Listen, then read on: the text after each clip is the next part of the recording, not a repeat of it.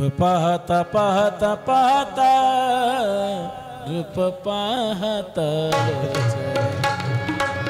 रूप पाहता पाहता पाहता रूप पाहता लोचनी रूप पाहता पाहता पाहता रूप पाहता लोचनी रूप पाहता पाहता पाहता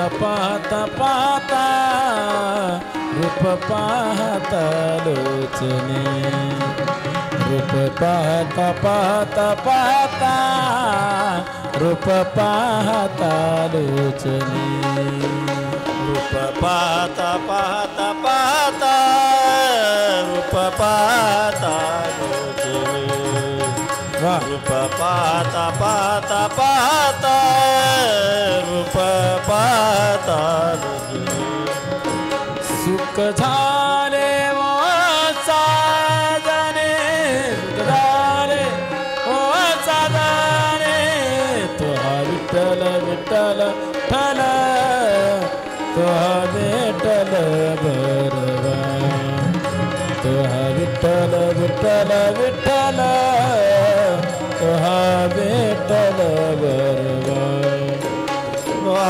माधव ओ साजने सुख झाले हो साजनी तुहा विठ्ठल विठ्ठल विठ्ठल तुहा विठ्ठल बरवा तुहा विठ्ठल विठ्ठल विठ्ठल तुहा विठ्ठल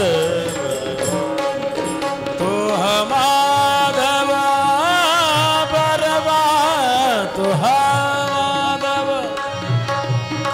तुहा माधव बरवा तुहा विठ्ठल विठ्ठल विठ्ठल तुहा विठ्ठल बरवा तुहा विठ्ठल विठ्ठल विठ्ठल तुहा विठ्ठल बरवा तुहा माधव बरवा तुहा माधव बरवा तुहा विठ्ठल विठ्ठल विठ्ठल तुहा विठ्ठल बरवा तुहा विठ्ठल विठ्ठल विठ्ठल तुहा विठ्ठल बरवा बहुत सुकृताची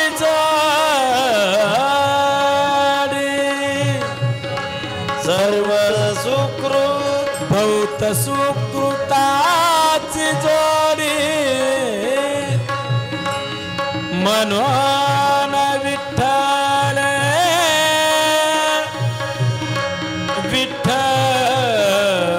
विठ्ठल आवडी म्हणून विठ्ठल आवडी म्हणून विठ्ठल आवडी तुहा विठ्ठल विठ्ठल विठ्ठल तुहा विठ्ठल बरवा तुहा विठ्ठल विठ्ठल विठ्ठल तुहा विठ्ठल बरवा तुहा माधव बरवा तुहा माधव बरवा तुहा विठ्ठल विठ्ठल विठ्ठल तुहा विठ्ठल बरवा तुहा विठ्ठल विठ्ठल विठ्ठल तुहा विठ्ठल बरवा सर्व सुखाचे आगरू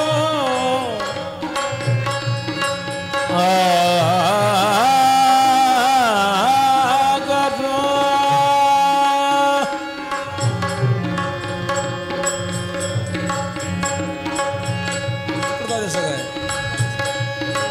सर्व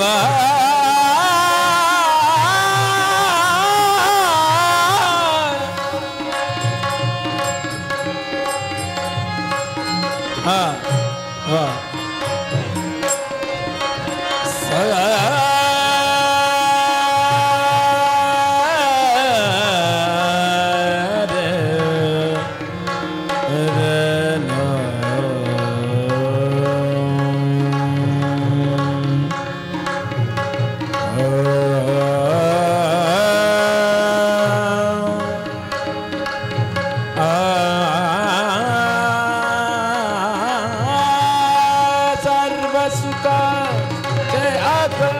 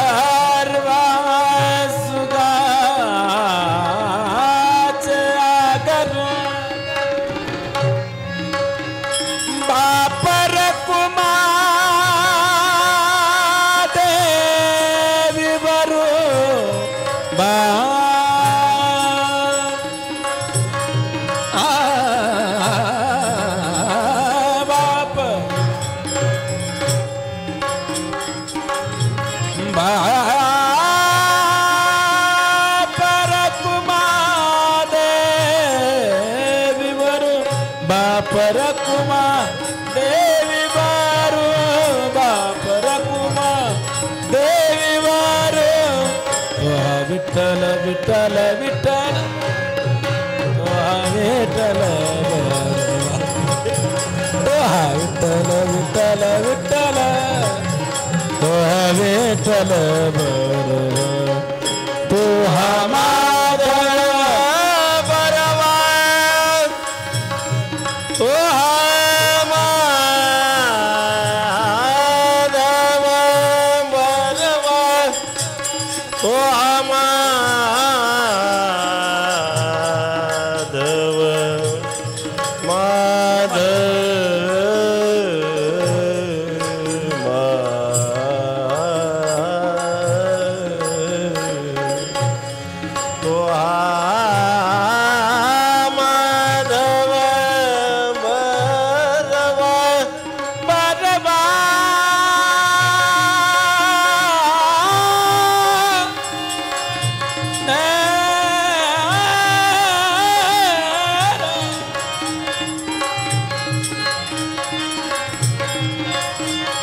Madhav Madhav Madhav Madhav Doha Doha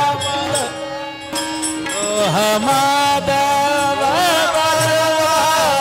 Doha Madhav बरवा तोहा विठ्ठल विठ्ठल विठ्ठल तोहा विठ्ठल बरवा तोहा विठ्ठल विठ्ठल विठ्ठल तोहा विठ्ठल बरवा बरवा बरवा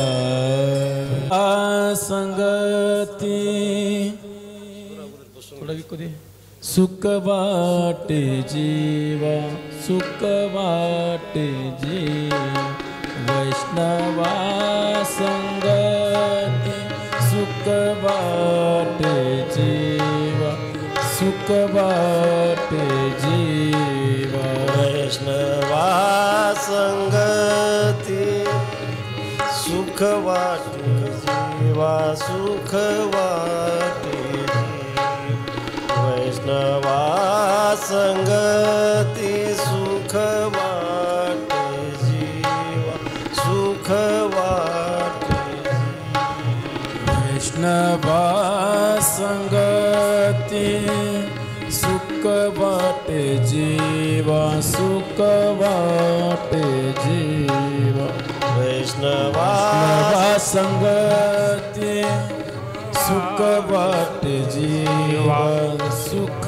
वाटे जीवा वैष्णवा संगती सुख वाटे जीवा सुख वाटे वैष्णवा संगती सुख वाटे जीवा सुख वाटे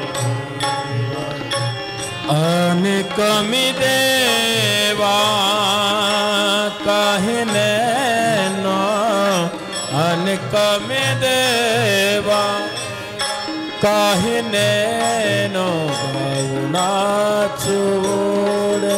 आपोले छंद आपोले छंद गाऊनाचोड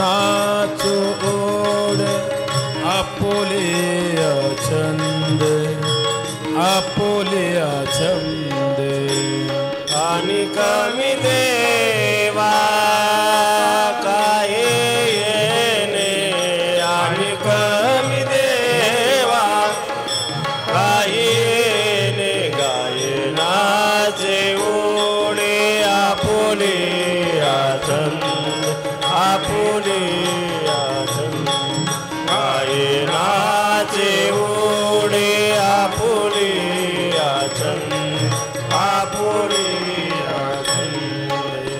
मनाचे आनंदे आवडेना मनाचे आनंदे आवडेना गाऊनाचोड आपोले छंद आपोले छंद गायनाचे गोड आपोले छंद आपोले छंद मनाचे आनंदे आवडेन मनाचे आनंदे आवडेन गायनाचे ओढे आपुले छंद आपुले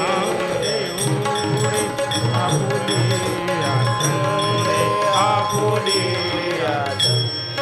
आपुले लाज भय शंका नोयविला मान भय शंका दुराविला लाज भय शंका दुराविला मान लाज भय शंका दुराविला नकळ साधन या परते नकळ साधन या परते गाऊनाचोड आपोले छंद आपोले छंद गाऊनाचोड आपोले छंद आपोले छंद नकळे साधन या परते नकळे साधन या करते गायनाचे ओ आपोले छंद आपोले छंद गायनाचे ओढे आपोले छंद आपोले तुका मने आता फुल्या सायास मने आता फुल्या साया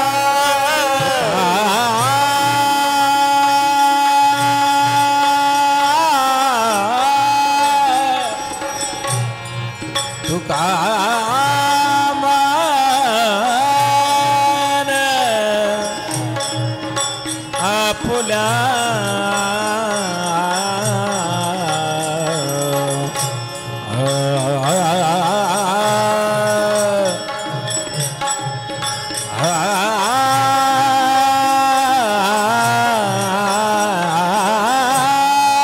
तुका मने आता तुका मने आता तुका मने आता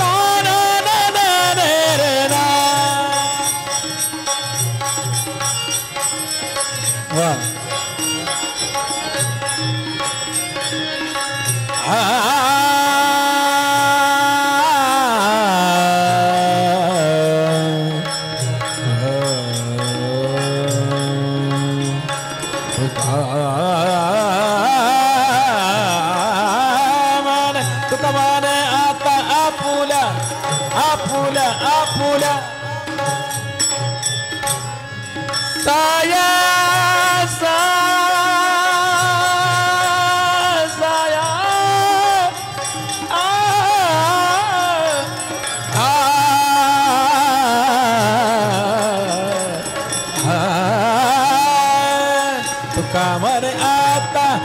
फुल्या साया तुका म्हणे आता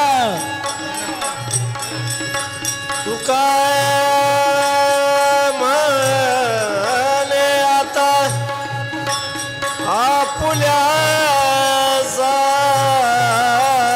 सायास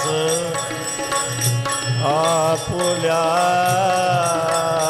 सायास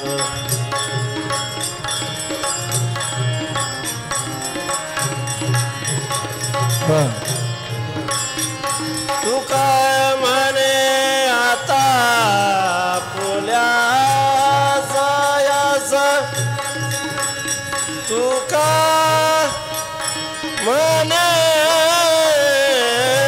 आता आपुल्या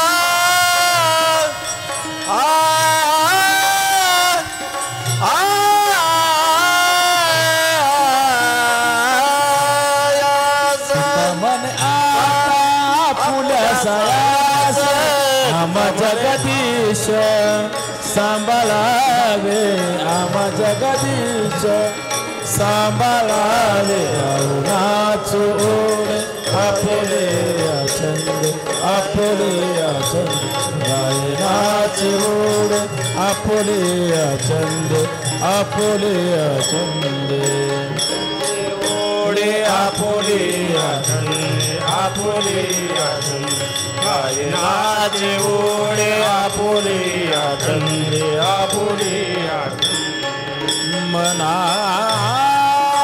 आनंद आनंद आनंद आनंद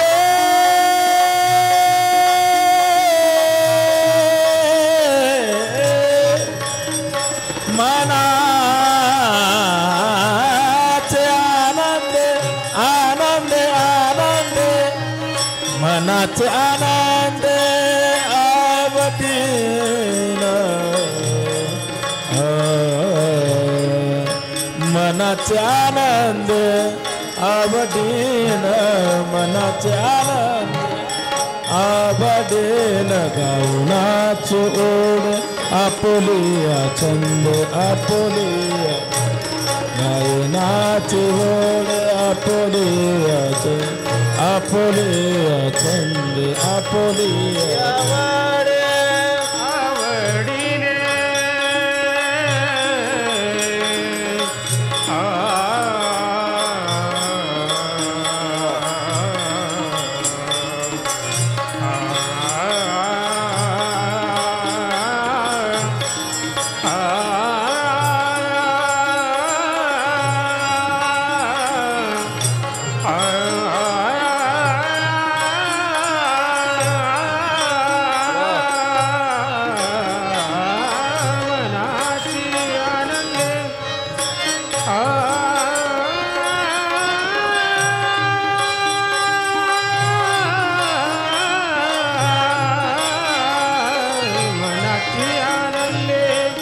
आवडीने मनाची आवडे आवडीने मनाची आवडे आवडीने गायनाचे ओढे आपुलिया छंद आपुलिया छंद गायनाचे ओढे आपुलिया छंद आपुलिया छंद आपुलिया आपुलिया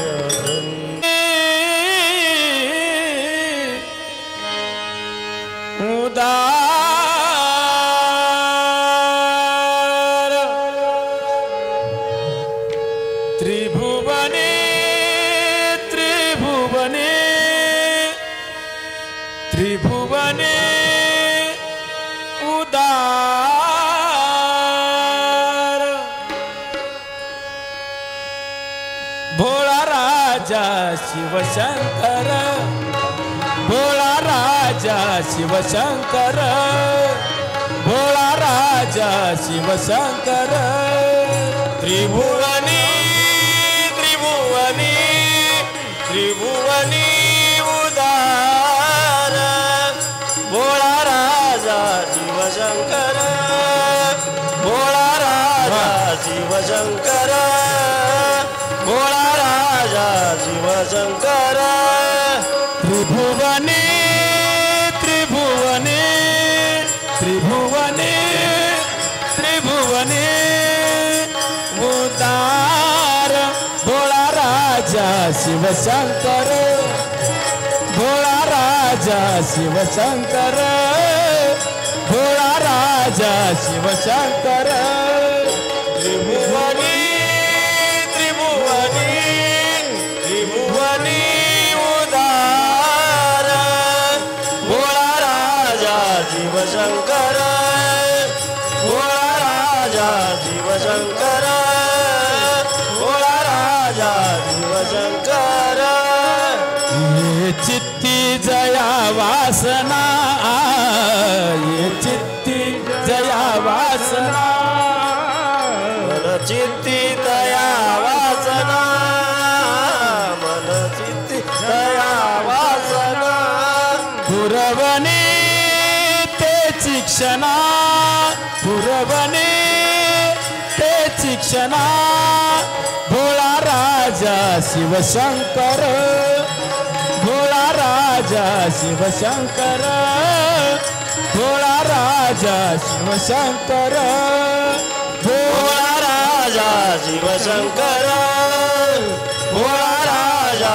शिवशंकर भोळा राजा शिवशंकर याती तुळन पाहे काही याती तुळन पाहे काही मागे कुळन पाय जाचे मागे कुळन पाय जाचे ठाव कैलाशीचा देई ठाव कैलाशीचा देई भोळा राजा शिवशंकर भोळा राजा शिवशंकर भोळा राजा शिवशंकर भोळा राजा शिवशंकर भोळा राजा शिवशंकर भोळा राजा शिवशंकर एका जनार्दनी सोपे एका जनार्दनी सोपे एका जनार्दनी सोपे एका जनार्दनी सोपे शिवना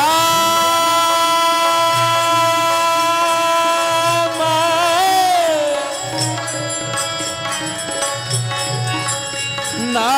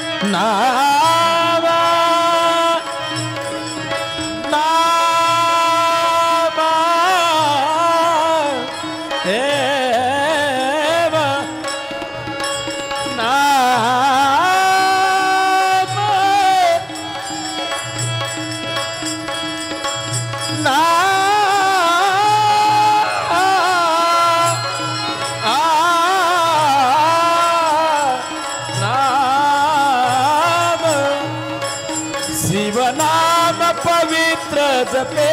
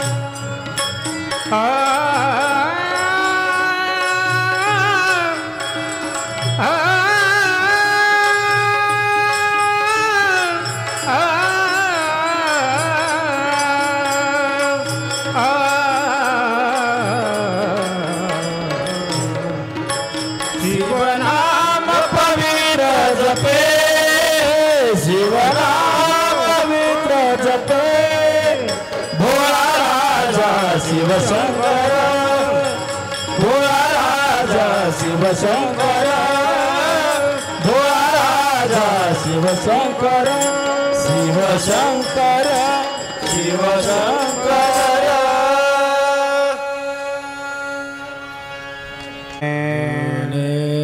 भवध्वंत दिनेशाय गुंडाख्य गुरवे नमः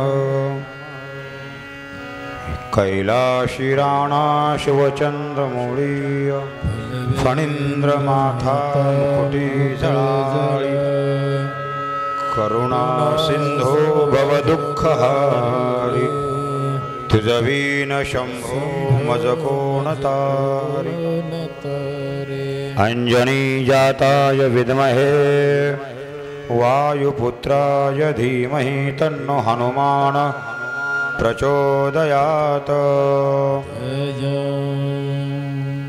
सर्वमंगलमांगल्ये शिवे सर्वार्थसाधिके शरण्ये त्र्यंबके गौरी नारायणी नमोस्तुते मनोज्वं मारुतुल्यवेगं जितेन्द्रियं बुद्धिमतां वरिष्ठं वातात्मजं वानरायुतमुख्यं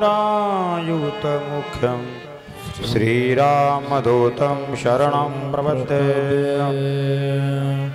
या कुन्देन्दुतुषारहारधवलाया शुभ्रवस्त्रावृता या वीणावरदण्डमण्डितकरा या श्वेतपद्मासना या ब्रह्माच्युतशङ्करप्रभृतिभिर्देवे सदा वन्दिता सा मा पातु सरस्वती भगवती निशेषजाड्यं मुखं करोति वाचालं पङ्गुं लङ्घयते गिरिम्यत्कृपा तमं वन्दे परमानन्दमाधवं यं ब्रह्मा वरुणेन्द्ररुद्रमरुतस्तुनवन्ते दिव्यस्तवै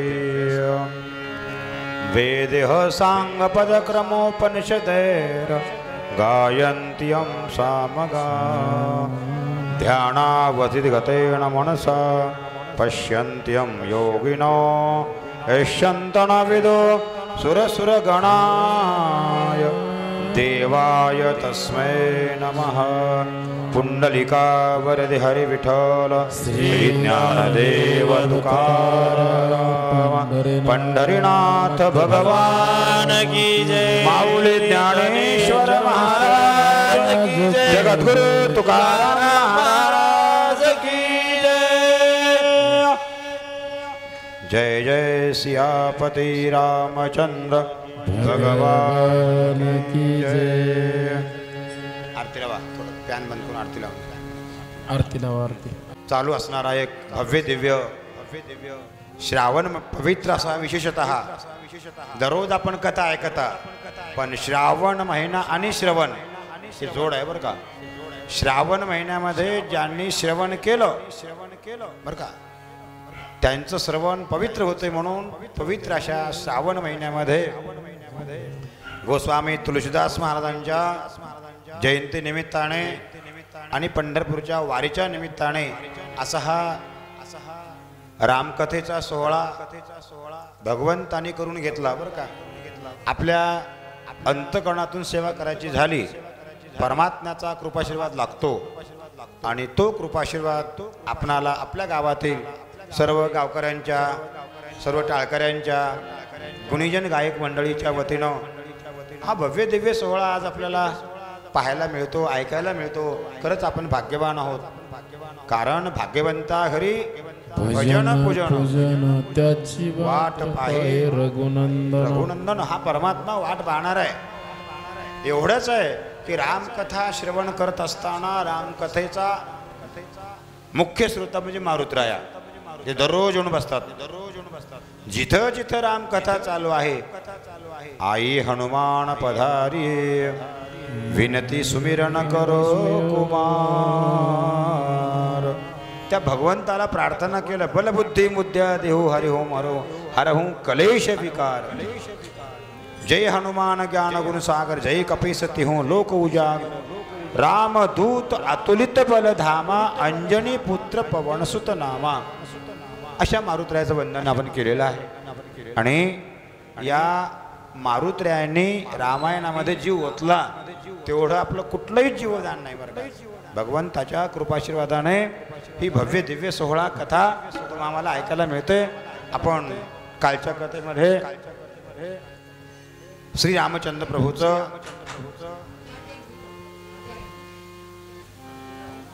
अशा चिंतनामध्ये आपण वेळ घालायचा आहे. असो सर्वांना विनंती आहे की अगदी अंतःकरणपूर्वक ही कथा ऐकायची आहे. तूच गजानन तूच साई, तूच गजानन. स्वरात येते तुम्हाला म्हणा म्हणा.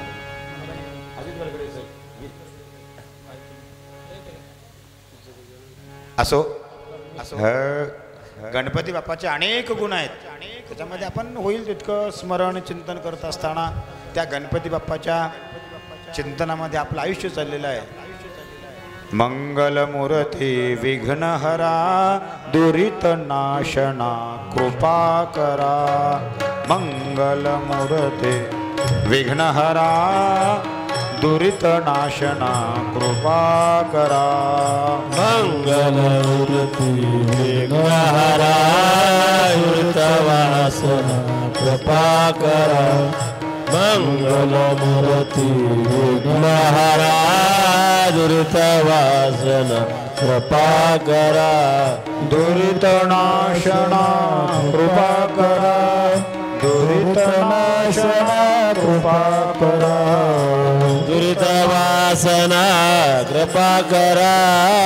दुरित वासना कृपा करा. दुरित नाशना कृपा करा. दुरित नाशना कृपा करा. दुरित वासना कृपा करा. दुरित वासना कृपा करा. मंगलमूर्ती विघ्नहरा दुरित नाशना कृपा करा. मंगलमूर्ती विघ्नहरा दुरित वासना कृपा करा. मंगलमूर्ती विघ्नहरा दुरित नाशना कृपा करा. मंगलमूर्ती विघ्नहरा दुरित वासना कृपा करा. दुरित नाशना कृपा करा. दुरित नाशना कृपा करा. दुरित वासना कृपा करा. दुरित वासना कृपा करा. दुरित नाशना कृपा करा. दुरित नाशना कृपा करा. दुरित नाशना कृपा करा. दुरित वासना कृपा करा. मंगलमूर्ती विघ्नहरा दुरित नाशना कृपा करा. मंगलमूर्ती विघ्नहरा दुरित नाशना कृपा करा. मंगलमूर्ती विघ्नहरा दुरित वासना कृपा करा. मंगलमूर्ती विघ्नहरा दुरित वासना कृपा करा.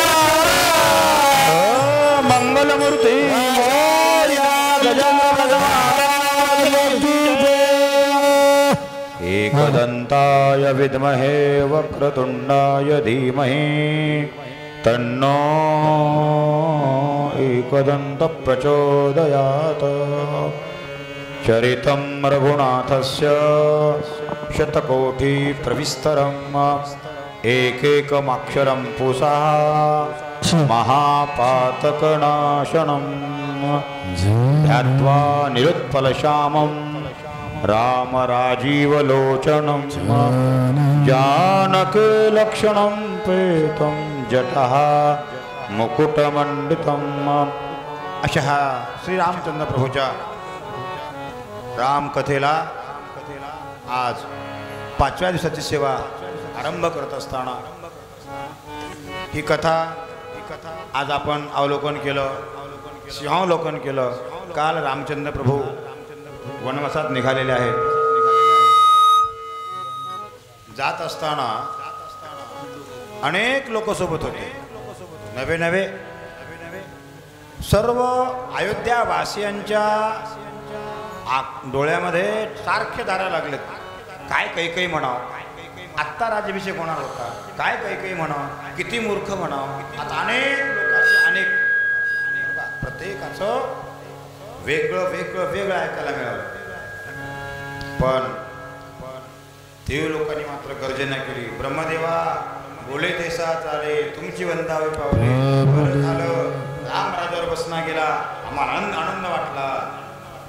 बघा तुम्ही, काही विरोधी पार्टीचे लोक त्यांच्या मनाचं पाहिना गेले आनंद टाळे वाजवतात, असं असतेच। ते सगळे देव लोक म्हणून लागले होते, कधी राम वनवासाला जाणार। त्यांनी प्रयत्न केलं होतं। कैकेयीच्या अंतःकरणामध्ये ज्या वेळेला दुःख कसं निर्माण व्हावं तिची वासना नव्हती, पण मंत्रेनं मात्र बरोबर ते काम केलं। मंत्रेनं एक कैकेयी त्या रामाला फुटकी कवडी सोबत द्यायचं नाही, असं का? मग फरमान निघालं। राम आणि लक्ष्मणाने सांगितलं, म्हणले लक्ष्मणा, मी जोपर्यंत 14 वर्ष वनवास संपून येईल तोपर्यंत या प्रजेला जेवढं धान्य, गहू, तांदूळ भरपूर देऊन टाकून दे। मला देणारा लक्ष्मण आहे, आज्ञा देणारा रामचंद्र प्रभू आहे। मग लक्ष्मणाने काय केलं महाराज, धान्याचे कोठारा सोडून दिले, भरपूर गाई म्हशी शेळ्या प्रत्येकाला धान्य टाकून बस म्हणले, कारण राम वनवासात चाललेत, येईपर्यंत प्रजेला अजिबात दुःख होऊ नये असं वाटलं। प्रजेच्या अंतःकरणामध्ये बस म्हणले, श्रीरामचंद्र आज आम्हाला दूर होत आहे। सगळ्या प्रजेने डोळ्यातून पाणी गाळलं आणि मग कैकेयीने म्हणलं, साडी नेसवायचं नाही सीतेला। तेवढं म्हणल्यानंतर राजा दशरथ तिथून हात मारले, ए कैकेयी अगं मध्ये बोलू नको। कैकेयी बोलू नको म्हणल्यानंतर मंथरा म्हणाली, तुमचा अधिकार नाही, तुम्ही गपची बसा। अधिकार कैकेयीचाच आहे। गावाच्या भारीन बाईच्या हारी मिळाल्यासारखं तुम्हाला काही बोलता येत नाही, बसा गुणानं। राजाच्या डोळ्यातून असं येऊ लागले। कैकेयी म्हणली, तुम्ही सगळे गपची बसा। आणि रामाला कव्वापासून जमा केली होती साली झाडाची साडी। पूर्वीच्या काळामध्ये भोजपत्र नावाचं झाड असायचं आणि त्या झाडाच्या पातळ साल असते की नाही, आणि ते पातळ घेतलेली साल त्या कैकेयीनं तिजोरीत कशी जमा ठेवली होती, ती कोण मंत्रेनं हे काम होणार आहे, हे काम पडणार आहे। काही लोक मुद्दाम होऊन ते काम करायला तयारी असते। मग कैकेयीनं हातामध्ये वल्कलंबर आणून दिलं आणि सीते साडी काढून टाक, तुला वनवास बघायचा आहे। साडी नाही महाराज, झाडाच्या साली दिलेत। सीतामाईला नेसता येईना महाराज, कोमल गात्री जनकनंदिनी, ज्या सीतामाईनं कधीच जनक राजाच्या इथं आणबानी पायाने बाहेर पडले नाही, पण त्या वनवासामध्ये सीतेला वनवास नाही म्हणणाऱ्या राजा दशरथाला कैकेयीनं गपची बसा म्हणलं होतं का? सीतेला वनवास सांगा तुम्ही, लिहिलं होतं का तसं रामायणामध्ये? पण वडील भावाची आज्ञा मर्यादा, पुरुषोत्तम श्रीरामाची आज्ञा म्हणून पतीजिया मता अनुसरोणी पतिव्रता. बरं का? नवरा जे काम करेल त्याची अर्धांगिनी ते काम केलं पाहिजे. या उद्देशानं सीतामाईनं रामाला प्रार्थना केलं, नाही नाही मी घरी राहणार नाही, कारण वनिता लता ही पाण्यापासून शोभत नाही, तसं नवऱ्याला सोडून बायको होऊ शकतच नाही आणि मला नेलंच पाहिजे. आता आग्रह म्हणल्याच्या नंतर रामाने सांगितलं, सीते अगं तुला वनवासच नाही ना, कैकेयीने फक्त मला वनवास लिहिलाय, तुला काय करायचंय? लक्ष्मणानं म्हणलं, दादा माझ्या आईचे डोळे आहेत, मी तुम्हाला सेवा करायला राहणार आहे, मी सेवा करायला येणार, मी सेवा करायला येणार. रामाने सांगितलं तसं जमत नाही, म्हणजे मला एकट्याला वनवास आहे. नाही नाही नाही. तर त्यावेळेला आईला विचारायला पाठवून दिलं. लक्ष्मण घरी गेले, आईला विचारले. आईने सांगितलं, लक्ष्मणा अरे वडील भावाची सेवा करणं कर्तव्यच आहे. मग तेवढ्यामध्ये बायकोला विचारलं, कोणाला? उर्मिलेला. उर्मिला म्हणाली, तुम्ही जर वनवासात गेलात तर मी सुद्धा काहीच खाणार नाही, काहीच खाणार नाही, मी सुद्धा वनवासीच राहणार.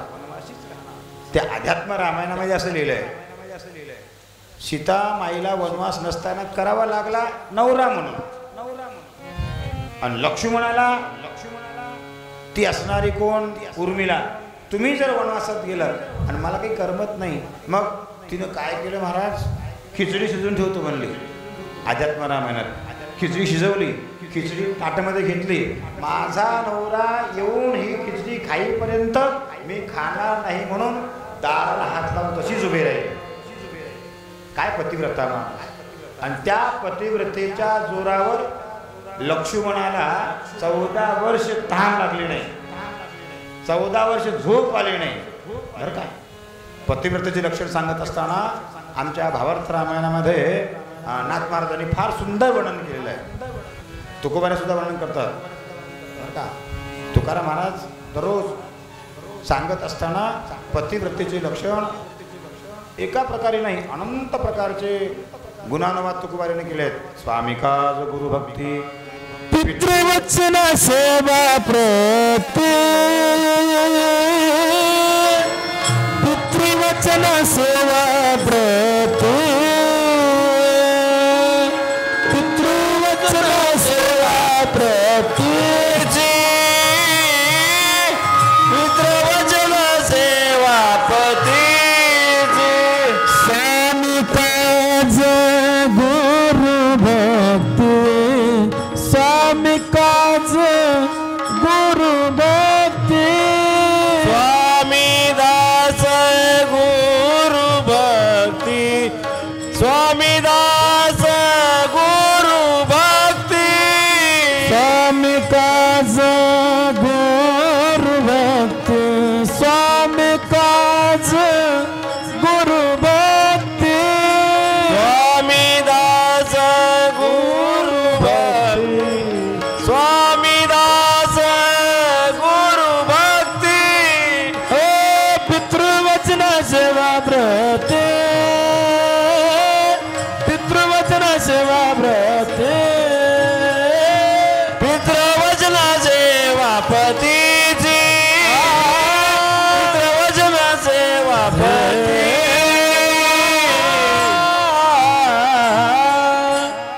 राजा रामचंद्र भगवान की जय. पितृवचन फक्त बापाचं वचन, आईचं लिहिलं का? लिहिलं नाही. कारण रामायणामध्ये आईनं सांगितलेलं गौण आहे. आता पतीनं कोणता ऐकावं कोणता ऐकू नयेचा विचार अनेक पुराणांना वेगळा सांगितलेला आहे. पण त्यातलं त्यात राजा दशरथाने बायकोच ऐकत नव्हता, कारण त्यांच्या कुळामध्ये वचन मान्य करण्याचा अधिकारच ज्या हरिश्चंद्र राजा, शिबी राजा सगळ्यांनी वचन पालन केलंय. आणि ह्या कैकेयीनं माझं वचन पालन केलं पाहिजे म्हणल्यानंतर त्या वचनाला अनुसरून रामा वनवास म्हणलं. त्यावेळेला त्या कैकेयीच्या दारामध्ये अनेक बायका आल्या आणि इतकं रडू लागल्या, महाराज कैकेयीच्या निज मंदिरे अति अक्रंदे रडते नारी, म्हणते आक्रोश होता तया परी, मातेचे दर्शन विसंबले. वसिष्ठाच्या आज्ञेपुढे कैकई कायसे बापुडे राजा बोलो न शके तोंडे त्याची निवाडी कोण सांगा. वशिष्ठ महाराज जवळ होते पण राजा बोले दळहाले. राजानं म्हणल्यानंतर कोणालाच पुढे बोलता येणार. वशिष्ठ महाराज बसावं लागलं. कैकईनं वलकलम आणून दिलं. सीतेला नेसता येणं गेलं. रामाने स्वतःच्या हातानं सीता माईला साडी नेसवली. भावार्थ रामायण वर्णन आहे. हा कारण तिला नेसता येणं गेलं ना. वन वन भटके राम. काय करावं महाराज. सीता माय पुढे लक्ष्मणाने सुद्धा हात जोडले. माय ही वेळ नको यायला पाहिजे होती. आणि तेवढ्यामध्ये आक्रंदन कोण असणारा. राजा दशरथ. सीते अगं तुला वनवास नाही, तू जाऊ नको म्हणताना रामाच्या फक्त पतिव्रता सेवेसाठी. कारण आमच्या नाथमार्गाने लिहिलंय केवळ स्त्री नव्हे सीता निज भक्त जाण तत्वता सेवेच्या निजस्वार्था वना आली. फक्त सेवा करायची होती, बाकी काहीच विषय नव्हता. मग सुमंत आला. सुमंतानी राजाकडे पाहिलं. सुमंता म्हणून दशरथ राजा रडू लागले. तेवढ्यामध्ये राम लक्ष्मण सीता सर्वांनी रथात चाललं महाराज. आणि रथात गेल्याच्या नंतर अयोध्येचे लोक रामा आम्हाला सोबत येऊ दे, राम आम्हाला सोबत येऊ दे म्हणून जेवढे लोक मागे लागले. रामाने सांगितलं नका येऊ नका, कारण रामराज्य आहे. रामराज्य म्हणल्यानंतर वनवासात मला एकट्याला दुःख भोगणार आहे. आणि रामायण जे केलंय इतरांना दुःख भोगण्यासाठी नाही, तुम्हाला सुख प्राप्त व्हावं म्हणून मी प्रयत्न चालू आहे. आणि तुम्ही सोबत येऊ नका, तुम्ही सोबत येऊ नका म्हणता म्हणता म्हणता काही ज्ञानी लोक होते बरं का, काही तत्वज्ञानी अध्यात्मज्ञानी ह्या सगळ्या लोकांनी पाय धरले. रामा आम्हाला इथं राहू वाटत नाही. जर समजा तू गेलास आमचा प्राण निघून जाणार बरं का. पहिले प्रमाण घ्यायचं काय. एका मिनिटामध्ये रथ सुमंताने समोर आणला. बायकांनी सगळ्या रथाच्या चाक धरून ओढू लागले. एका जनार्दने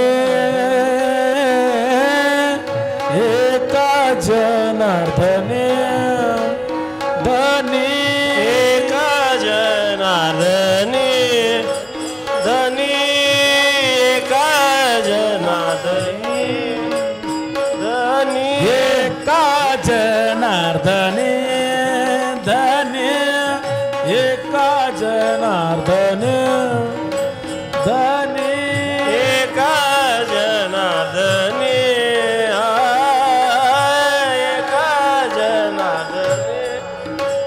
रथ गेला निघून रथ गेला निघून एका जनार्दने एका जनार्दने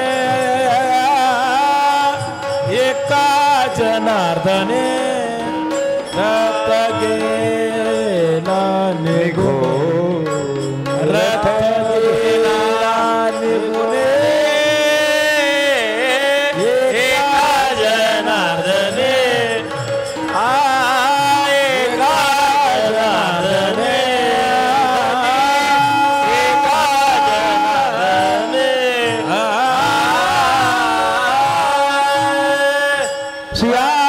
रामचंद्र भगवान की जय. एका जनार्दनी रथ गेला निघोणी. बायका रडू लागल्यात. माय माझा राम माय माझा राम म्हणत म्हणत येशीपर्यंत आल्या. थकल्या भागल्या, काही बाजू राहिल्या. काही तत्वज्ञानी ब्राह्मण ऋषी मुनी सगळेजण रामाला सोडून आम्ही राहत नाही, रामाला सोडून आम्ही राहत नाही म्हणत म्हणत म्हणत महाराज. पण सीतेला अमूल्य वस्त्र नसल्यामुळं सगळे म्हणू लागले त्या आम्ही तरी सोबत येता. कुटुंब वत्सल राम नवे नवे शारंगधर राम शीलवृत्ती राम असं म्हणून सगळ्यांनी प्रार्थना. राम जगाचे जीवन ज्या जीवनी जन्मीन तो राम जाताच जाण जगाचे प्राण जातील. राम देखता दृष्टी राजा मूर्छित पडला सृष्टी.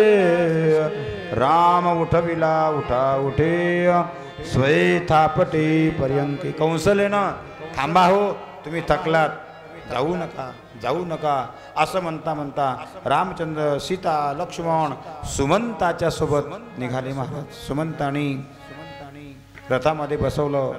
सुमंत ज्या वेळेला निघाला त्यावेळेला सुमंताच्या डोळ्यातून अनेक अश्रू धायू लागल्यात.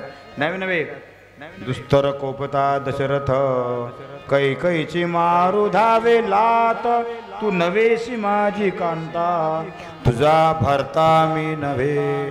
काय म्हणाला? कैकई, माझा राम गेला, घरात आला, लाथा घालू काय म्हणला. आता काय म्हणून फायदा आहे? मी तुझा बायको नाही, मी तुझा नवरा नाही, काहीच म्हणून फायदा नाही. गेलं.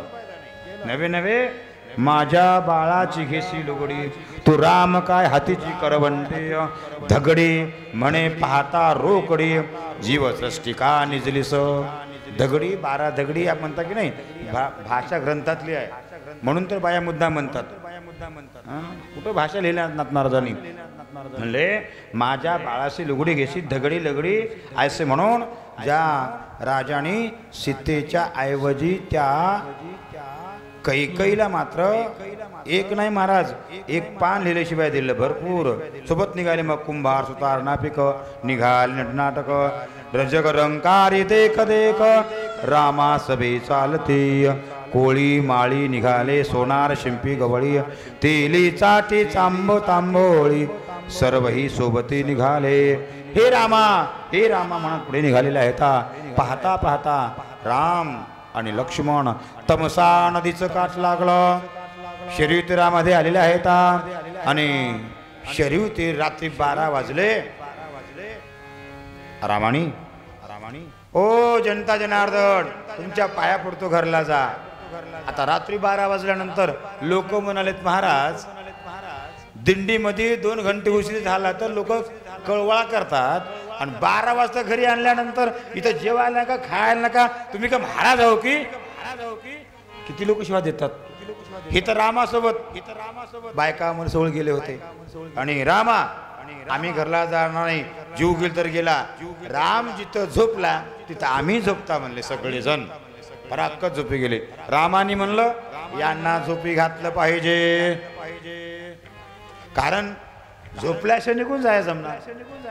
अयो, आपल्याला सुद्धा अंधाराच्या निद्रेमध्ये भगवान परमात्मा झोपू घातलंय. कस काय झोपू घातलंय म्हणलं तर काय कमी आपल्याला सांगा? पैसा, संतती, संपत्ती, शेती, बाडी, लाखो करोडो रुपये, मायेचा बाजार, प्राण्या मायेचा बाजार, इतका मायेचा बाजार आहे. एक क्षण सुद्धा आपण त्या बाजाराला विसरत नाही. कितीतरी महाराज आपण या अज्ञानाच्या निधीमध्ये घोर अंधारात राहोत. देवानी म्हणलं यांना अंधारात झोपू द्या, आणि सुमंताला सांगितलं सुमंता, हे लोकचक झोपी गेलेत. हो, डोळे लावणाऱ्याला सांगाले महाराज, लोक झोपी गेलेत म्हणजे शरयू नदीच्या कडेपर्यंत लोक वाट बघत आले. रामाने यांना झोपू द्या म्हणलं. झोपी गेल्याच्या नंतर घर घर झोपी गेलेत, घर घर आवाज आले. रामाने म्हणलं सुमंता, या रथाच्या चाकाऱ्या अयोध्येकडे गेल्यासारखं कर. म्हणजे गाडीच्या चाकाऱ्या पूर्वीच्या काळात शेतकरी ते धुप्पा असायचा, मात्र धुबा रथ. आता हे रथ अयोध्येला गेलाय असं वाटाव ह्या लोकांना. कोणाला? चक्क झोपले त्याला. मग रात्री 12-1 वाजता राम आणि लक्ष्मण सीता सुमंताला कानात सांगितलं. म्हणले सुमंता, चाहू लागू देऊ नको, घोड्याच्या टापाचा आवाज येऊ देऊ नको, कारण या लोकाला इथं झोपवायचं आहे आणि आपलं पुढे जायचं आहे. सुमंतानी रथाचे घोडे हातात धरले, बागदोर धरलं आणि अगदी वेगानं बाजून रथ थोडं जवळून एक क्षणातून निघून गेले महाराज. पहाटे 4 वाजलेले आहेत. उठा पांडुरंगा आता दर्शन द्या सकळा, श्रीराम जय राम. काकडाची वेळ झाली. ब्राह्मण मन उठलेला आहे. उठा जागे व्हारे आता, स्मरण करा पंढरीनाथ. रामाचा सगळ्यांनी जयघोष केलं. सगळ्यांनी काकडा सुरुवात करताना अरे रथ कुठे गेला, रथ कुठे गेला, रथ कुठे गेला, तिकडे गेला, तिकडे गेला. कोणी म्हणले कंदील, डब्बीची काडी त्या काळात नव्हती. काही लोकांकडे ते दगडाचं गारगोटी असायची आणि लोखंडाचं बिटक असायचं, त्याला काही चकमक म्हणत गेले होते. 4-5 वारकऱ्यांनी त्याला खटखट लावलं सनकाड्या 2-4 लावल्या आणि रथ कुणीकडे गेला, कुणीकडे जाळ केला कशाचा, सनकाड्याचा. आता सनकाडे बघायला मिळणार तुम्हाला, जाळ तर माहीतच नाही. आणि ते जाळ करून बघलं तर अरे राम अयोध्येलाच गेलाय, चाकारे पाहिल्याच रथाच्या. अयोध्येला राम गेला, अयोध्येला राम गेला म्हणून पाटे सगळेच लोक अयोध्येला रामाने पाठवून दिलं. आणि मग श्रीरामचंद्र प्रभू सुमंत आणि सीता ज्या अगोदर शेरू नदी लागली, त्याच्यानंतर तमसा नावाची नदी लागली, त्याच्यानंतर भागीरथी नदीपर्यंत श्रीराम जय राम म्हणत म्हणत 3रा दिवस उजाडला.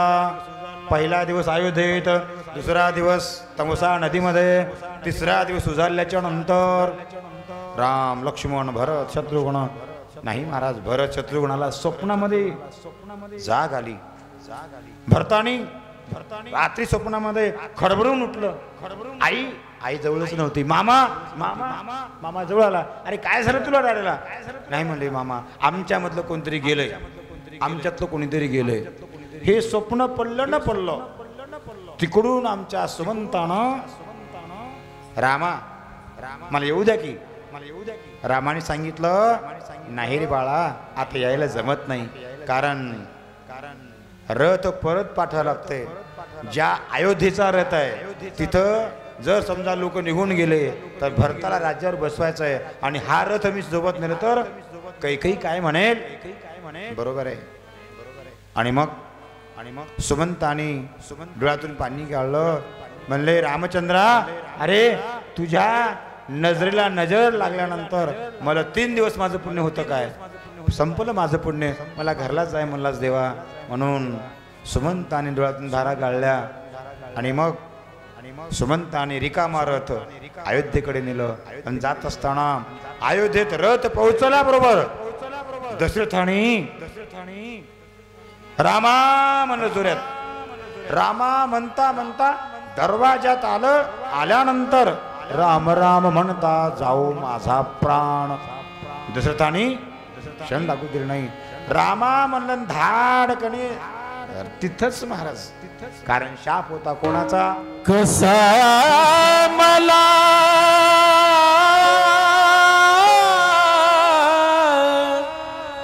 टाकून गेला राम, कसा मला टाकून गेला राम, कसा मला टाकून गेला राम, कसा मला टाकून गेला राम, कसा मला टाकून गेला राम, कसा मला टाकून गेला राम, कसा मला टाकून गेला राम, कसा मला टाकून गेला राम, कसा मला टाकून गेला राम. रामा विना जीव व्याकुळ होतो, रामा विना जीव व्याकुळ होतो, रामा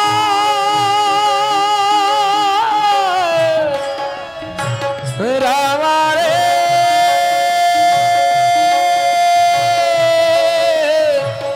रामा, रामा विना जीव व्याकुळ होतो, रामा विना जीव व्याकुळ होतो, रामा विना जीव व्याकुळ होतो, रामा विना जीव व्याकुळ हो.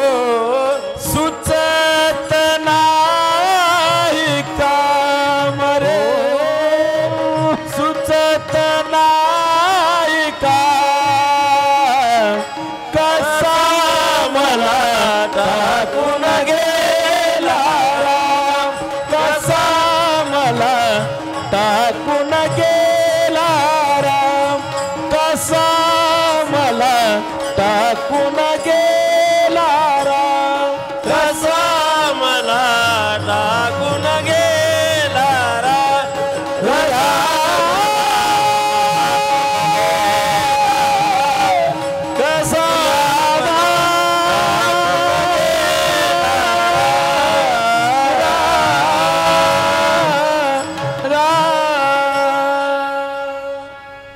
सियापती रामचंद्र भगवान की जय।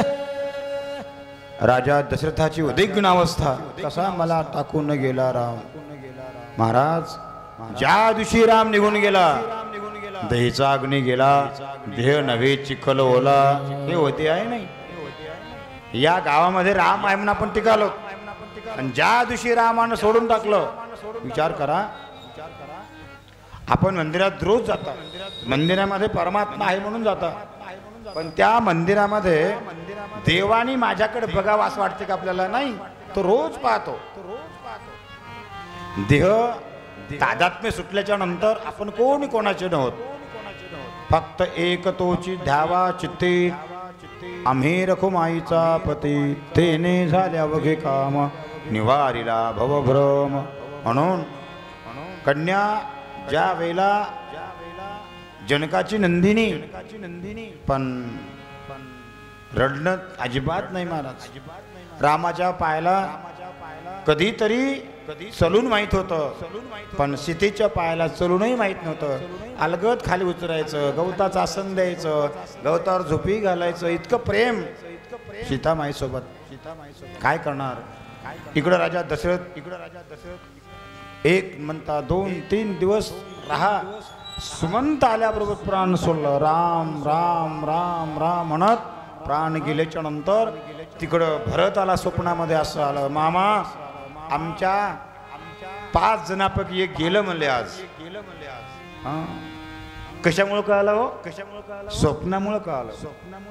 आजही माणसाला काही स्वप्न पडतात, आणि त्या स्वप्नामध्ये जर विद्रूप आलं, समजा भांगामध्ये तेल शेंदूर भरलं की मेलं समजून घ्यावं, भांगात तेल भरलेलं जमना, शेंदूर भरलेलं जमना, अशा अनेक प्रकारचे विचिन्न स्वप्न पडल्याच्या नंतर मामाने विचारलं, अरे काय झालं?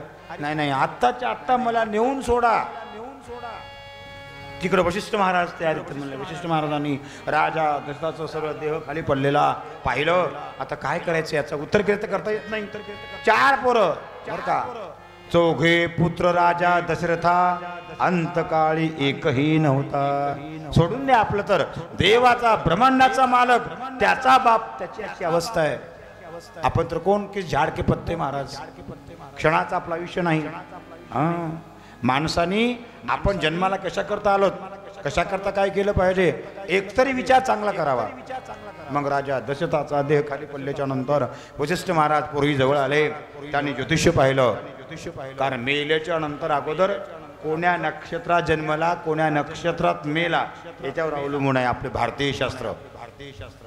आपली जी भारताची परंपरा आहे की नाही, आपली भारताची परंपरा सूर्य उदय आणि सूर्यास्त याच्यावर अवलंबून नक्षत्र आहेत, आणि या नक्षत्रावर आपण चलता म्हणून आपलं भविष्य बरोबर आहे। मेष पासून तर मीन राशीपर्यंत सगळ्याचं भविष्य का बरोबर आहे?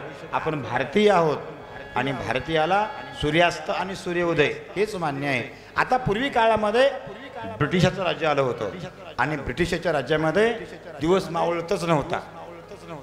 का मावळत नव्हता? इकडं 12 वाजले की तिकडे सूर्य निघायचा ब्रिटिश, बघा इंग्लंडमध्ये, म्हणून त्यांचा सूर्य मावळत नव्हता। आता आपण आपली संस्कृती लागली आपल्याला, रात्री 12 वाजता सोमवार धरायचा। आपली संस्कृती नाही, रात्री 12ला सोमवार धरायचं नाही आपल्याला। सूर्य उदय झाल्याशिवाय सोमवार लागत नाही, आणि दुसरा सूर्योदय होईपर्यंत मंगळवार उघडत नाही। भारतीय संस्कृतीमध्ये सूर्यास्त सूर्योदय पाहिलं, आणि मग सुताराला बोलवलं, सुताराकडून ते नाव करून घेतली त्याच्यामध्ये, कारण राम तर वनवासात गेलाय, भरत शत्रुघ्न यायला 2-4 दिवस लागतात, आणि राजाचा देह ठेवा कुठं, तर त्या काळामध्ये सुताराकडून अशी मोठी, आपल्या भाषेमध्ये त्याला काटवट म्हणा, पाणी खाली गळू नये म्हणून, मग वशिष्ठ महाराजांनी मोठी अशी देह बसल कोणाचा, राजा दशरथाचा, याच्यात तेल टाकलं, आणि राजाचा देह वास होऊ नये म्हणून तेल द्रोणामध्ये ठेवलेला देह, लोक यायचे बघून जायचे, लोक यायचे बघून जायचे। आता निघाली व्यवस्था बर्फाची आपल्याकडं, शेव पेट्या येतात की नाही, आता आपण कधी पाहता बघा, मिल्ट्रीमॅनच्या पेट्या 2 रोजाला येतात, पण त्याचं ते मोडं त्या बर्फामध्ये ठेवलेलं असते, आताच्या काळची वस्तू आहे. पण ग्रंथामध्ये पूर्वीच्या काळामध्ये तैल द्रोणामध्ये राजा दशरथाचा देह ठेवलं आणि मग बातमी कळवली. तिकडून सुमंताला पाठवून दिले, सुमंता जा भरताला भरून घेऊन ये. भरत येत असताना डोळ्यात पाणी गाऊ लागला. पळत पळत भरतानं पाहिलं येऊन, बाजूला सारलं आणि भरत लगबग लगबग लगबग आला. बाबा म्हणून हाक मारलं. देह पडलेला आहे. कशामुळे झालं, कशामुळे झालं? दादा कुठे गेला, दादा कुठे गेला? राम कुठे आहे, लक्ष्मण कुठे आहे? एक म्हणणार, दोन बोलणार. कोणी बोलावं की नाही कुठे गेला म्हणजे नाही? का बोलणार? काही प्रकार अनुचित केल्यानंतर माणसं बोलू शकत नाहीत आणि बोलूच नाही बरं का. गावात जर समजा मेलं तर माणूस त्याला मेले म्हणून बातमी कळत नाहीत. बिमार आहे आमकाय डमकाय सांगतात. का सांगतात त्याचं कारण आहे, कारण मानवी देह असा आहे की अनावर जर झालं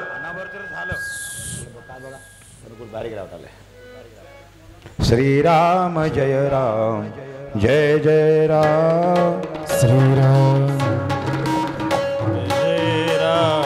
श्रीराम जय राम जय जय राम श्रीराम जय राम जय जय राम श्रीराम जय राम जय जय राम श्रीराम जय राम जय जय राम श्रीराम जय राम जय जय राम काय वाजवा, श्रीराम जय राम काय वाजवा. जय राम श्रीराम जय राम जय जय राम श्रीराम जय राम जय जय राम श्रीराम जय राम श्रीराम जय राम जय जय राम श्रीराम जय राम जय जय राम श्रीराम जय राम जय जय राम श्रीराम जय राम जय जय राम श्रीराम जय राम जय जय राम श्रीराम जय राम जय जय राम श्रीराम जय राम जय जय राम श्रीराम जय जय राम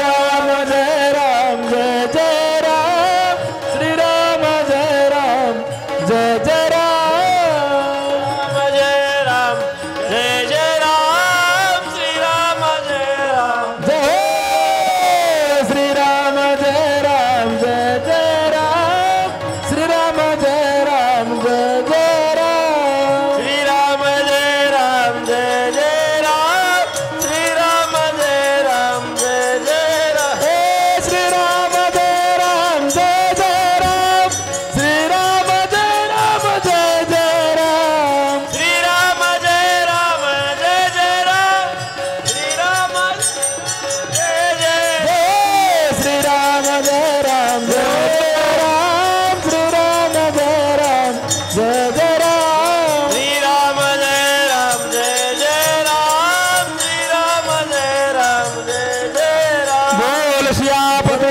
रामचंद्र भगवान की जय. त्यावेळेला भरतानं महाराज सगळीकडे भजन पूजन. अरे अरे राम कुठे गेला, राम कुठे गेला, कोणी बोलत नाही ता. आणि कारण मंथरा दासी होती, हिच्याकडे गेलं आणि विचारलं राम कुठे आहे, राम कुठे आहे. तिने सांगितलं राम वनवासात गेला. असं कशामुळं गेला, कशामुळं गेला. कैकेयीचे 2 वरदान होते. कशाचे होते, कशाचे होते. म्हणजे तिने 2 वर मागून घेतले. कशा करता, कशा करता. म्हणले भरताला राज्यावर बसवायचंय आणि रामाला वनवासात पाठवायचंय. ह्या वरा करता राम वनवासात गेला. अरे अरे देवा देवा देवा, काय बाई मूर्ख म्हणा. हिच्या ह्या वागण्यामुळं राम वनवासाला, नवरा वैकुंठाला. काय बदल, काय फायदा याच्यामध्ये. म्हणून राग आला कोणाला, भरताला महाराज. आणि ज्या मंथरेला विचारायला गेलं होतं त्या मंथरेलाच पक्कनी उरात लात मारली आणि मंथरा खाली पडली. आणि मग तेवढ्यामध्ये शमशेर तलवार काढली आणि ह्या आईमुळं माझा दादा गेला असं म्हणून मारणार तेवढ्यामध्ये वशिष्ठ महाराज आले. भरता थांब, 100 दिवस सुरी राखून ठेवली म्हणून त्या सुरीला धार लावून ठेवली आणि घरचीच म्हातारी मारली. किती पाप लागल. कारण बाळ हत्या, स्त्री हत्या यापेक्षा मोठ्या हत्या जगात नाहीत. भरता ऐक जरा, ऐकाव माणसानं, हा विचार कर, जरा विचार कर. भरत खाली बसला, चक्कर आलेली आहे. मग सुमंतानी भरताला पाणी पाजवलं.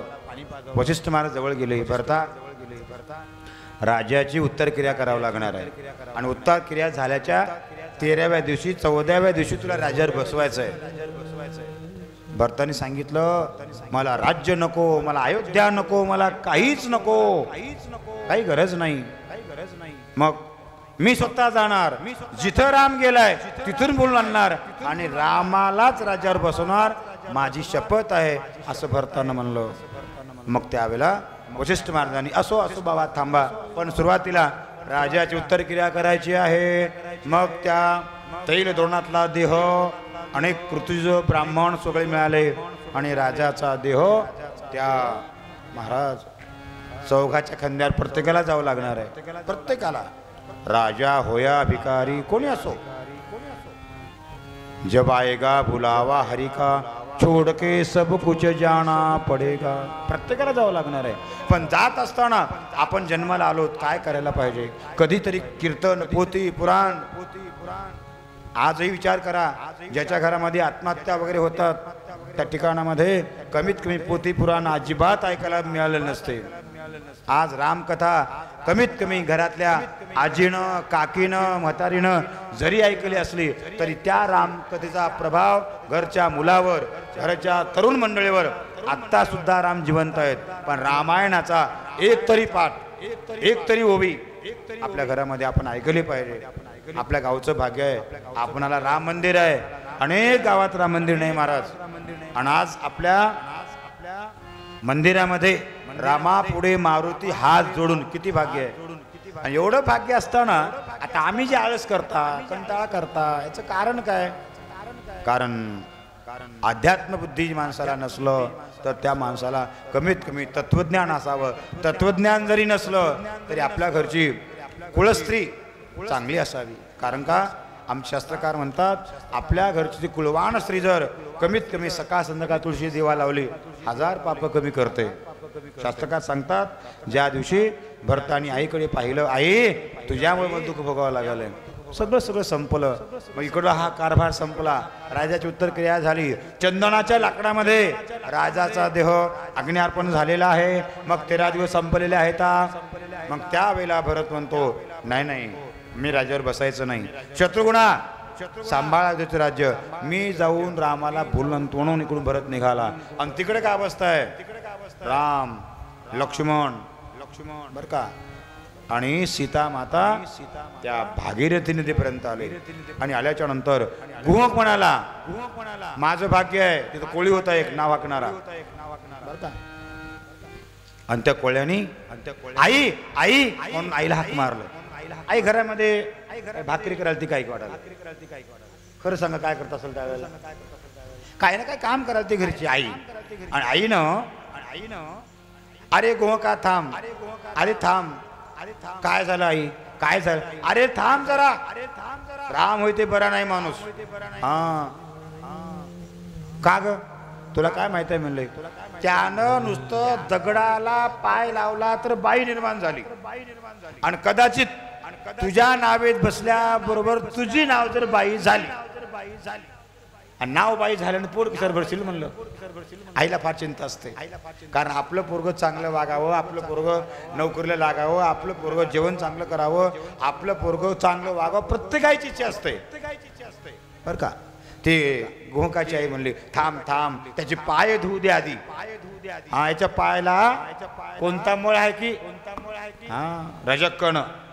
आणि ज्या रामचंद्र प्रभूंनी गोहकाच्या आईला पाहिलं, माते म्हणलं, माझ्या आईची आठवण आली ग.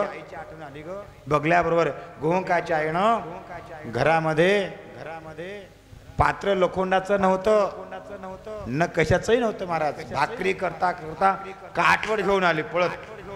आणि गोहका गंगेतलं पाणी आण, याचे पाय धुतल्याशिवाय याचे पाय नावाला लागू नवं. कदाचित मध्ये बाई झाले तर उद्या उपोषण घडते. खरंच आई, म्हणून गुह काणं आणलं महाराज पाणी. कशात आणलं महाराज?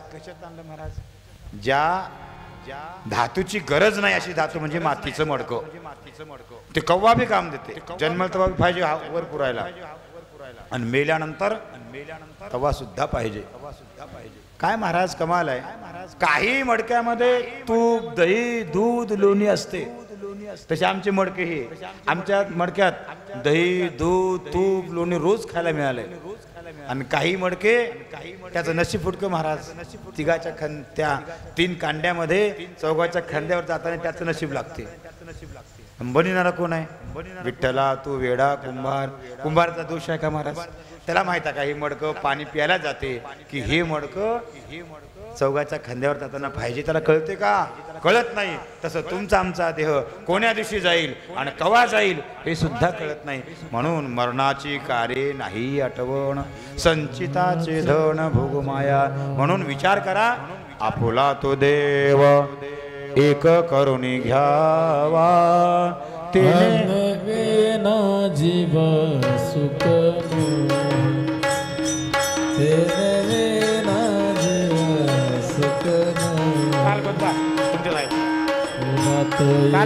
देव करुणे यावा, तिने गदेवा तिने न जीवा सुख नो. आपुला तो एक देव करुणे गावा, आपुला तो एक देव करुणे गावा, आपुला तो एक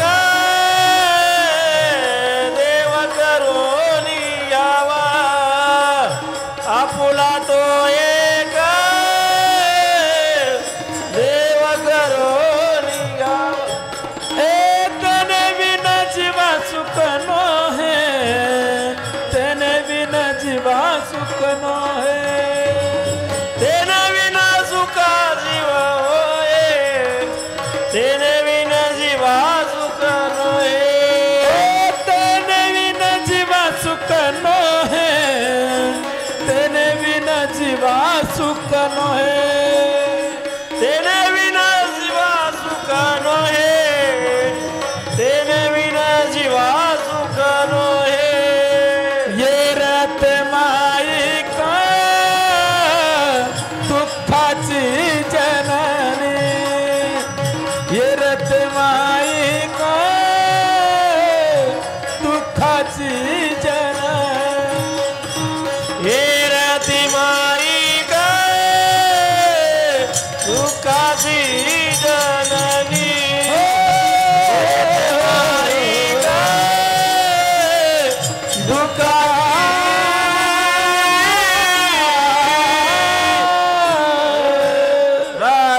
रामचंद्र भगवान की जय. आईनं प्रार्थना केलं, देवा आता तरी आमच्या जातीला सुख दे. येरते माईक. कशामुळे आई? गुहक आणि पाय धुतले, आणि पाय धुतल्यानंतर ते पाणी आईनं प्राशन केलं गुहकाच्या. आणि गुहक आईला विचारलं, आई काय तुझं परम भाग्य? आज आयुष्य माझं गेलं पण मला रामाचे पाय धुवायचं भाग्य प्राप्त झालं नाही. आई खरंच तू भाग्यवान आहेस.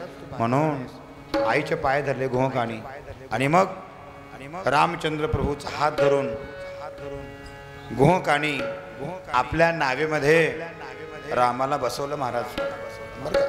प्रमाण तो प्रमाण आहे. आम्ही प्रमाण हिंदीमध्ये प्रमाण आहे ते. मग हात धरून बसवलं.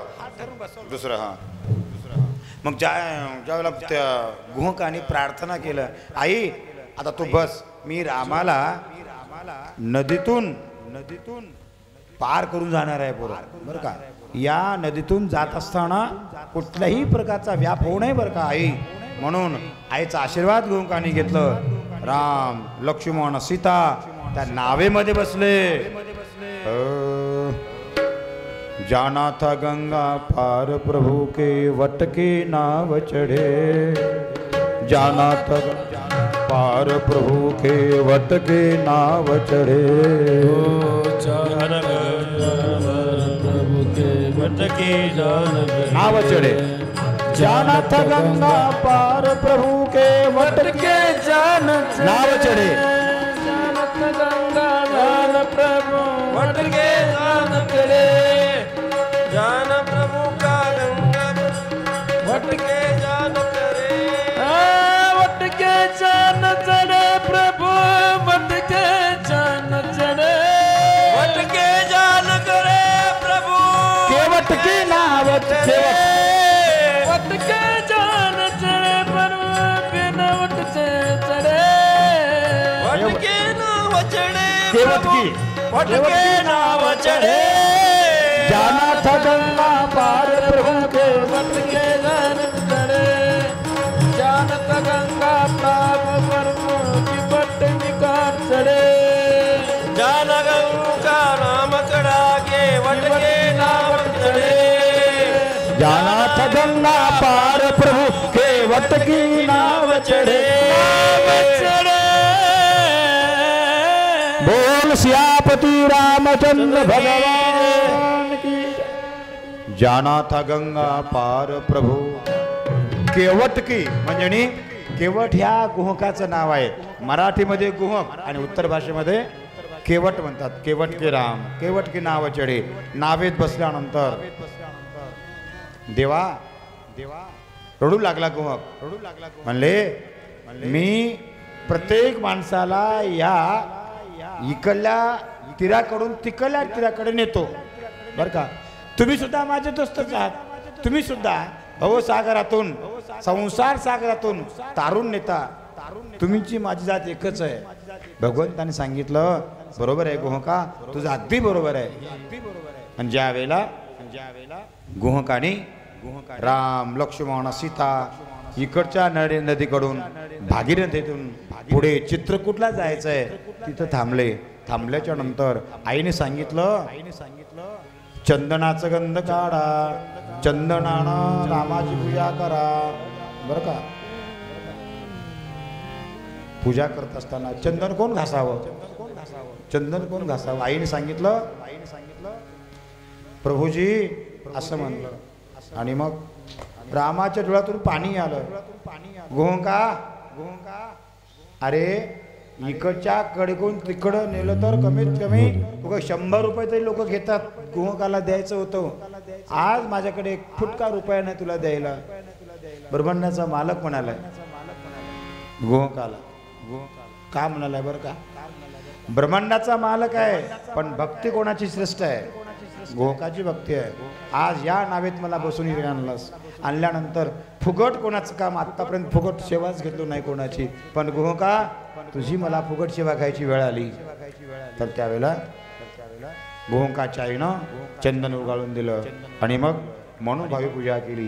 पूजा केल्याच्या नंतर गोहकाला आनंद वाटला आणि गोहकाने रामाला सांगितलं म्हणले तुम्ही काळजी करू नका, इथून पुढे चित्रकूट आहे आणि चित्रकूटाला तुम्ही सगळं आनंदानं वास्तव्य करा, आनंदानं वास्तव्य करा। म्हणून गुहक त्या चित्रकूट पर्वतावर आनंदानं निघाला। राम लक्ष्मण भरत शत्रू मागा येतात, त्या गुहकानं कत्ती घेतली, वाटतले झाडं काटे कुटे साफ करत करत करत काय भाग्य गुहकाचं होय महाराज, देवाला ज्यानं वाट करून दिली एवढं भाग्य गोहकाचं आहे। आणि नवे नवे ज्या कोळ्याने रामायण लिहिलं वाल्मिकांनी त्याचंही भाग्यच आहे। आज 2 ग्रंथ भारताला जे दिलेत ना, एक महर्षी व्यास तो सुद्धा कोळ्याचाच मुलगा, पराशर महामुनी ज्या वेळेला मत्स्यगंधा नावाच्या मुलीच्या नुसतं देहाकडे बघितले तर त्या पराशर मुनीला वाटलं कोळ्याची मुलगी नसून माझी बायकोच आहे असं वाटलं। आणि पराशराने मुलीला बोललं अगं तुझ्या अंगाचा दुर्गंध येत आहे, महाराज तुम्ही एवढे ब्रह्मचारी आहात, माझ्या अंगाला हात लावू नका ना तुम्ही। पण पराशर महामुनी महाराज एवढे तत्वज्ञानी 80,000 वर्ष तप केलेले मज कामाची निघाये ब्रह्मकन्येशी धरू जाये. बरं का, आमचे नाथ महाराज फार सुंदर म्हणणं करतात. एकदा जर माणसाला काम पेटला, मनामध्ये विषयचा तयार झाला, तर आगी लागली या कापूसा, विजविता न विजय जैसा तैसा विषयवंत माणसा विवेको सहसा उपजेना. विवेकाचे ना महाराज, ते कापसाला काय लागाव, अग्नी लागाव, आणि त्या कापसाला किती झाकून ठेवा, रोज फुकून फुकून जाळ लागते त्याचा. किती महाराज म्हणाव, अरे बाईच्या नादी लागू नको, बरं होय ना. 80,000 बायका रावणाला काय कमी पडली होती, पण कुठेतरी कापसाला इस्तू लागलाच होता. इजलाच नाही महाराज, इजलाच नाही. तसं पराशर महामुनी, बाई म्हणाली हात लावू नका महाराज. अगं तुला काय का, एवढा मोठा सूर्य चालू आहे, सूर्य चालू असताना तुम्ही अशी योग्य करता. सूर्याला बंद करायची ताकद आहे. आता असं मंत्र घेतलं, सूर्याकडे टाकलं, झाला अंधार. 1 मिनिटात. काय ताकद आहे. अंधार झाल्याबरोबर पराशर महामुनीनं मत्स्यगंधेसोबत संसार केलं, आणि मत्स्यगंधा रडू लागली, महाराज हे पोरग जन्माला आल्यानंतर माझं कसं होईल, आणि हा दुर्गंधी देह, यात सुगंध होणार आहे, सुगंध होणार आहेस तू. फक्त ऋषी मुनीच्या आशीर्वादात एवढी ताकद होती, सूर्य बंद करायची ताकद. सूर्य रोगवलं, सूर्य निर्माण झाले, पुन्हा मत्स्यगंधा पाय धरली. आता मी गर्भवती आहे, माझं कसं होणार. तिने म्हणाली मी कोळ्याची आहे. पराशर माऊनी म्हणतात चिंता करू नको, कोळ्याच्याच पोटामध्ये एवढी ताकद आहे, म्हणून रामायण वाल्मिकाने लिहिलंय तसं माझ्या वीर्यापासून जो जन्मणारा व्यास महामुनी आहे, आणि व्यासाने बरं का पूर्ण महाभारत लिहिल तुझा मुलगा. आशीर्वाद दिलं. त्यावेळेला त्या कोळ्याच्या पुन्हा घरी आलं, बापाला प्रार्थना केलं, मी गरोदर आहे आणि जन्मणारा मुलगा व्यास जन्माला नाही. कारण का, व्यास उचिष्ट जगत्र्य नमोस्तुते व्यास विशाल बुद्धे फुल्लारविंदा एतपत्र नेत्र येन त्वया भारत तैल पूर्णम प्रज्वालितो ज्ञानमय प्रदीप. हा भारतामध्ये जो प्रदीप तयार झाला, महाभारतापासून 18 पुराण झाले. 18 पुराणानंतर श्रीमद भागवत तयार झालं. हे सगळे पुराणाचं. तर त्या कोळ्याच्या बाईला रामाने सांगितलं, तुला आता काही दिलं नाही, पण तुला एवढा मोठा आशीर्वाद दिलं की तुझ्या कुळातले सगळेच कल्याण होणार आहेत. रामाच्या आशीर्वादानं मग त्या गुहकाने प्रार्थना केलं, आणि मग गुहक सोबत आला. चित्रकूट पर्वतावर लाकडाची खोपी तयार करून दिली, आणि खोपीमध्ये राम राहू लागले. राम, लक्ष्मण, भरत, शत्रुघ्न राहत असताना इकडून भरत निघाला, मी माझ्या रामाला बोलणार, मी माझ्या रामाला बोलणार. राम निघाला कुठं, भगवान की जय. आनंद वाटला. भरतानी राम, लक्ष्मण, सीता यांना पर्णकुटी करून दिली. आसन घालावं रामाने सांगितलं. गोहका, अरे वडाचं दूध घेऊन ये. बरं का, वडाचं दूध आणलं, आणि रामाच्या डोक्याला गुहकाने वडाचं दूध लावून ते जे जटा वळल्या की नाही, तेव्हा खरा वनवास सुरू झाला. कुठं, चित्रकूट पर्वताला. मग भरत तिकून निघाला, आणि भरत नुसता आला नाही, कौशल्या, सुमित्रा, कैकेयी, अनेक माता, गावची लोक घेऊन कुठं चालला, रामाला बोलायला. येता येता गुहकाला वाटले, त्या कैकेयीनं भरताला राजावर बसवायला सांगितले, बरोबर आहे, पण भरत राम जिवंत राहून म्हणून रामाला मारायला आलाय भरत, असं गुहकाला वाटलं. बरं का, आणि मग गुहकाने धनुष्यबाण काढला. भरत येऊ लागलाय. मग गुणानं बोलणारा माणूस एकटा आला असता. एवढं मोठं सैन्य, दास दासी, घोडे, हत्ती, काय गरज आहे. गुहकाला वाटलं, गुहकाची छोटी बुद्धी.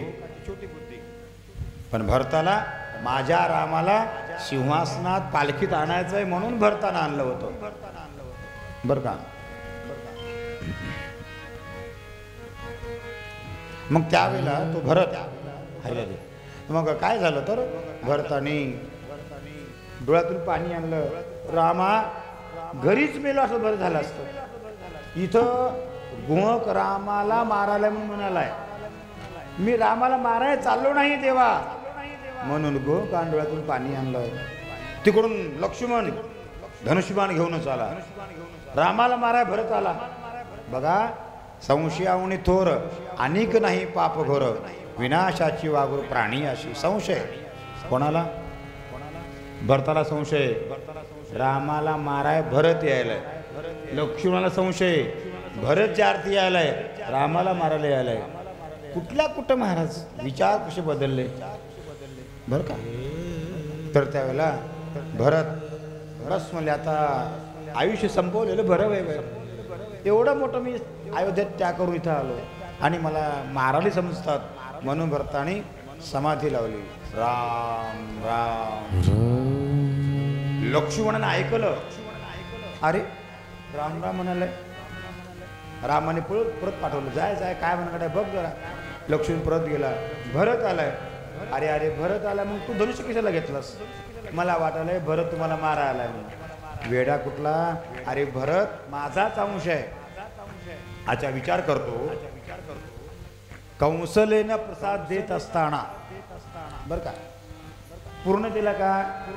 एक भाग खाला आणि अर्ध कोणाला दिला? सुमित्रेला कैकेयीला. मग याच्यात बदल काय असते का? मग त्यानं मारेल का आपल्याला? विचार कर. बापरे चुका झाली म्हणलं. लक्ष्मणानं रामाचे पाय धरले आणि मग राम लक्ष्मण भरताला घेऊन आले पर्णकुटीमध्ये बरं का. आणल्याच्या नंतर भरतानं प्रार्थना केलं. म्हणले दादा आणि तुम्हीच चला आणि मी बसणार नाही त्या राज्यावर. कारण का? रजस्वले समान रक्त बंबाळले जाण, त्या रजस्वलीचं रक्त माकल्याचं मला पाप लागल म्हणून बसणार नाही. मग बापाचं पिंडदान द्यायचं होतं. कोणाचं पिंडदान? राजा दशरथाचं. तर तिथं काय होतं महाराज? पिंडदान करायला काही गव्हाचं पीठ तांदळाचं पीठ नव्हतं वनवासामध्ये. मग गोहकाला सांग. गोहका अरे हिंगण बेटाचे फळ असतात. तुम्हाला माहिती आहे हिंगण बेट बघलात का तुम्ही? हिंगण बेट. हिंगण बेटाचे फळ आणायला लावलं. हिंगण बेटाचे फळ आणून त्याला कुटलं. कुटून त्याचे मुटके केले आणि मग राजा दशरथाचं पिंडदान राम लक्ष्मणाला त्या वशिष्ठ महाराजांनी करून घेतलं. कारण आपल्या घरचं जर कोणी मेलं तर त्याची श्राद्धविधी पिंडदान वार्षिक श्राद्ध करावं लागते तरच सुख मिळते. म्हणून वशिष्ठ महाराजांनी रामाच्या हातून पिंडदान करून घेतलं. तिलांजली करून घेतली. मग प्रार्थना केलं भरतानं. रामा बस म्हणले, एकतर मी मरून जाणार, अन्यथा तुम्ही जर अयोध्येला येणार नाही तर मी इथं समाधी घेणार. नवे नवे बोललं ना बोलणं महाराज. भरताने अयोध्येला तुम्हाला यावं लागते काकलूत केलं. राम म्हणाला मी येत नाही. भरत म्हणला मी आता जाग्यावर जीव दिल्याशिवाय राहत नाही. मग भरतानी महाराज आसन टाकलं, गंगेचं आंघोळ केलं आणि ओम सोहम म्हणून बसल्याबरोबर रामाचा थरकाप. अरे हे कसं नाटक घडलं? कसं नाटक घडलं म्हणल्याबरोबर पटकन ध्यान आली वाल्मिकाची. अरे ज्या वाल्मिकाने रामायण लिहिले त्याला बोलवा. पात्र कसं बदलतंय? एका मिनिटात वाल्मिका जवळ आले आणि वाल्मिकानी भरता थांब, कोणतंही अनाधिकार्य करू नये. मग काय करायचं? काही नाही, रामाच्या पादुका घ्या आणि नंदीग्रामला राज्य करा. भरतानी सांगितलं मी काय राज्य करणार नाही. हे राज्य शत्रुघ्नाला करायला होणार आणि प्रजा सांभाळायचं काम रामाच्या पादुका करतील. म्हणून भरतानी रामाच्या पादुका डोक्यावर घेतलं आणि चंदनानं तिसरं प्रमाण आणि दररोज चंदन उगाळावं आणि माझे प्रभूजी म्हणून त्या फक्त पादुकाची पूजा करायचं. आणि पादुकाची पूजा करून भरतानी 14 वर्ष असं राम राज्य चालवलं बरं का. त्याच वेळेला सुरुवात झालं. मग इकडं आमच्या श्रीरामचंद्र प्रभूंनी सीतेला सांगितलं वनवासात आता मात्र अयोध्येला जायचं नाही.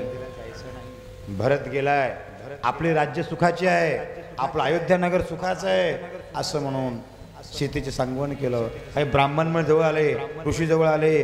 त्याने रामाला म्हणायचा तुम्ही राहू नका, तुम्ही राहू नका का मग इथं मोठमोठे राक्षस आहेत बाई सुंदर आहे खाऊन घेतील तुम्हाला रामाने म्हणलं चिंता करू नका कारण दुष्ट निग्रहणाय सज्जन रक्षणाय माझा अवतार आहे धर्माचं कार्यकर्ता मी आलेला आहे धर्माचे पालन करणे खंडन हेची आमा करणे काम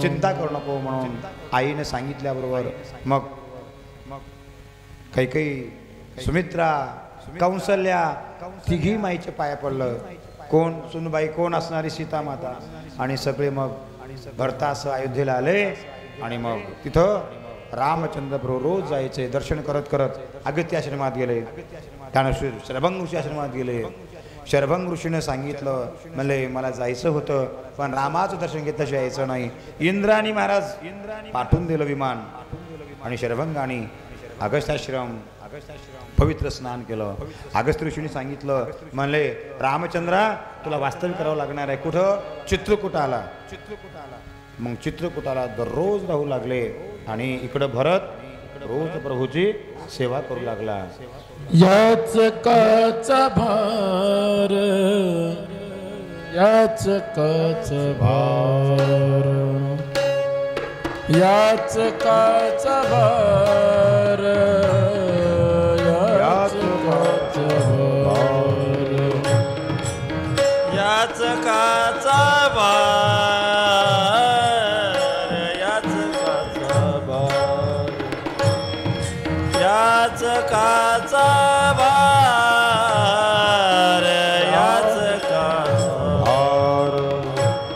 याच काचा भार याच काचा भार याच काचा भार याच काचा भार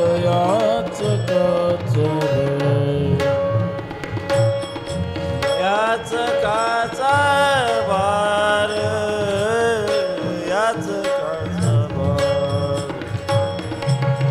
याच काचा भार याच काचा भार घेऊन येर जार